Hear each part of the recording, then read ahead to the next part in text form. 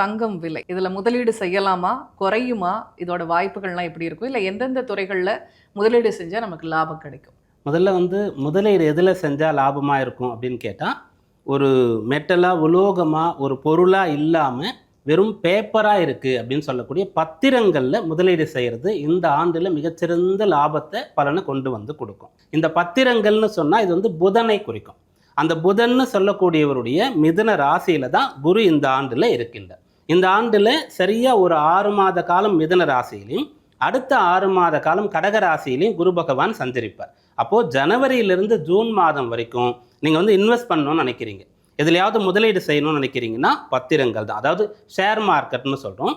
அதுக்கப்புறம் நீங்க ஒரு சொத்து வாங்குறீங்கன்னு சொன்னா பத்திரங்களா இருக்கும், அதை வாங்கி வச்சுப்பீங்க. தங்கத்தையும் கூட நீங்கள் அந்த பாண்டை வாங்குறோம் இல்லையா, அது போல் வாங்கலாம், நேரடியாக அந்த பொருளாக வாங்காமல். இதுதான் அதிக முதலீட்டை கொண்டு வந்து கொடுக்கும். தங்கத்தினுடைய நிலவரம் எப்படி இருக்கும் அப்படின்னு கேட்டால், இதற்கு வீழ்ச்சியே கிடையாது. ஏன்னா அது குருவுடையது. அந்த குரு மிதுன ராசியிலேருந்து கடக ராசிக்கு இந்த 2026 உச்ச பலத்தை அடைய போகிறார். 12 ஆண்டுகளுக்கு ஒரு முறை தான் இந்த நிகழ்வு நடக்கும். அதனுடைய பலன் என்னன்னா, எல்லாராலையும் தங்கம் வாங்க முடியும்.